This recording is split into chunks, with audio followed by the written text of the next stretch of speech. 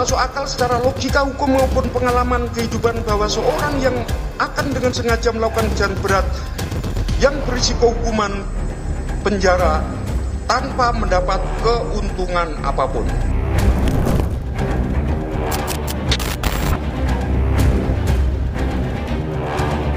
Yang dinyatakan oleh majelis bahwa tidak ada sesen pun keuntungan pribadi yang kami ambil.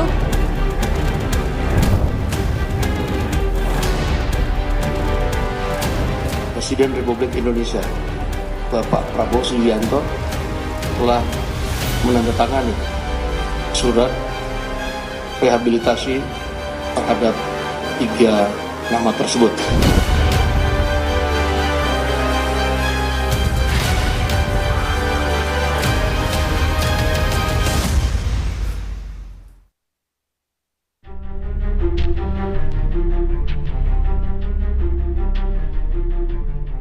Presiden Prabowo Subianto kembali menggunakan hak istimewanya sebagai pemimpin negara.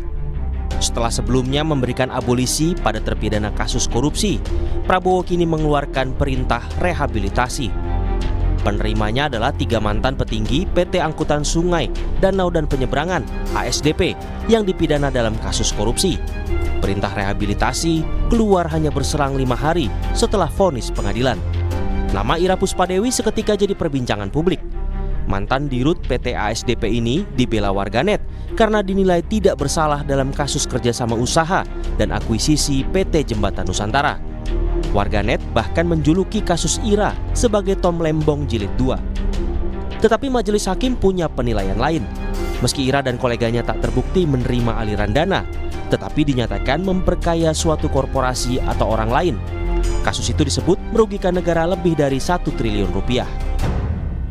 Lalu apa motivasi mereka untuk dengan sengaja merugikan negara lebih dari 1 triliun rupiah dan menanggung risiko pidana penjara?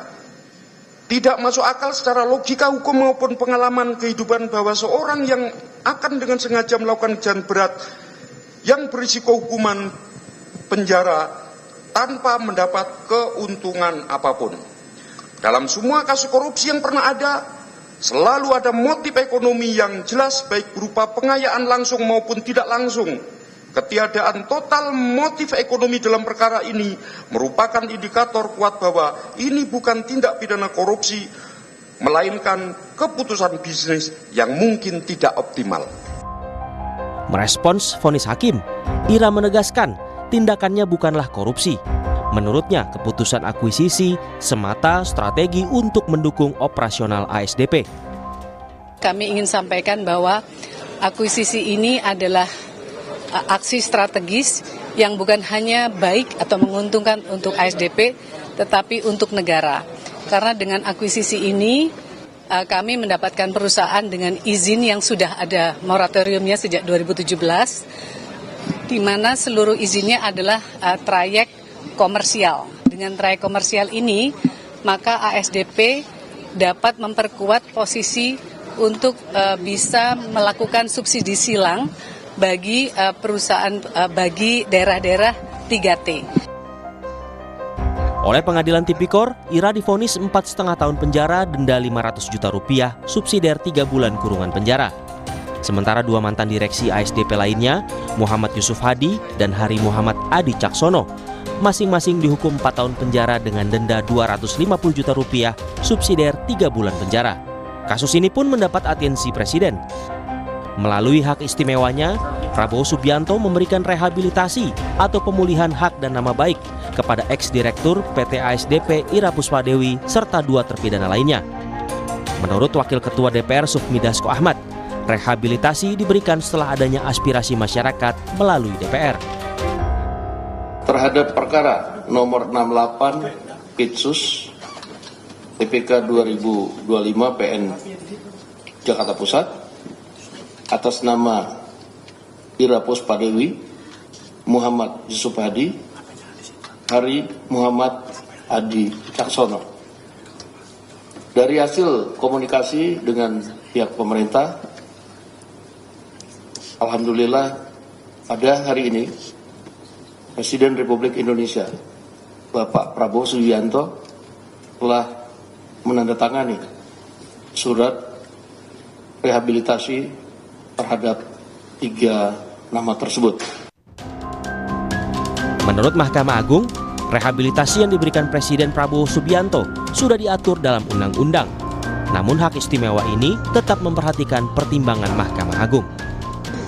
Yaitu pasal 14 ayat 1, bahwa itu kan Presiden berhak memberikan gerasi dan rehabilitasi dengan memperhatikan pertimbangan Mahkamah Agung. Jadi itu hak istimewa yang diberikan ke Presiden, tentunya dengan pertimbangan yang lebih besar. Untuk kepentingan yang lebih besar. Bagaimana KPK merespons putusan Presiden? Menurut KPK, secara formil, proses hukum terhadap Ira Puspadewi sudah diuji pra-peradilan. Sementara secara material, hakim juga sudah menjatuhkan putusannya.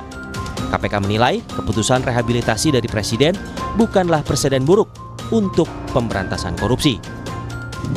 Bagi kami itu bukan merupakan presiden buruk karena ini berbeda ya. Tadi kami bisa sampaikan bahwa yang menjadi tugas kami itu adalah sudah selesai, baik secara formil, pembuktian secara formil maupun secara material. Nah, perlu dibedakan terhadap hasil terhadap putusan itu kemudian saat ini diberikan rehabilitasi itu adalah hak prerogatif daripada Bapak Presiden. Jadi kami tidak lagi ada pada lingkup dari kewenangan tersebut. Meski demikian, tudingan kriminalisasi terlanjur mengemuka. Menurut praktisi hukum, kasus semacam ini bisa memengaruhi jalannya dunia usaha, khususnya BUMN. Memang jadi ada semacam dilema, loh kok begini keadaannya ya. Tapi kalau misalnya kasus seperti yang dihadapi oleh Ira itu tetap diproses, ya memang juga publik akan merasa, loh siapa yang akan mau bertanggung jawab dan mau menjadi direksi perusahaan BUMN kalau bisa dikriminalisasi misalnya. Jadi dan kalau KPK sudah melihat bahwa tidak ada unsur memperkaya diri sendiri, nah apakah layak kasus itu diteruskan atau tidak? Nah ini pertanyaannya menurut saya. Jadi kalau kita melihat ya kasus yang seperti ini, judgment rule itu mesti betul-betul dilihat ya sebagai satu guidance, sebagai satu pedoman oleh pengusaha-pengusaha, oleh direksi untuk membuat satu keputusan dan tidak bisa dipidana. Nah, Presiden Prabowo mungkin melihat ini dan mendengar ini. Berkaca dari kasus Ira Puspadewi, Guru Besar Ilmu Hukum Universitas Jenderal Sudirman, Ibnu Nugroho bilang, pembuat undang-undang perlu memperjelas makna korupsi agar tak bias di masyarakat. Perdebatan sekarang masyarakat melihatnya, nggak bisa diri sendiri nggak mendapatkan untung di anti korupsi. Padahal kalau kita bicara perkembangan keuntungan itu bisa keuntungan masa depan, bisa keuntungan besok, bisa keuntungan futura, bisa keuntungan orang lain lah. Di sini tampaknya perumus undang-undang besok harus memastikan jika jangan sampai sebagai permasalahan ini menjadikan bias. Kalau perlu memang unsur keuntungan diri sendiri menjadi unsur primer, nah itu baru mungkin masyarakat bisa memahami. Tapi kalau ini tidak, makanya disinilah saya kira dalam hal ini ada dua benturan antara pemahaman konsep hukum dan konsep pemahaman masyarakat sebagai rasa keadilan. Loh, yang bersangkutan tidak batas keuntungan kok, kan gitu loh. Meski perintah rehabilitasi kepada 3 mantan direksi ASDP telah dikeluarkan Presiden, tetapi surat keputusannya belum diterima KPK. Walau bukan korupsi murni, kasus ASDP memberi pelajaran berharga bagi tata kelola BUMN. Integritas, niat baik, serta keberanian mengambil keputusan bisnis yang beresiko harus dijalankan penuh kehati-hatian.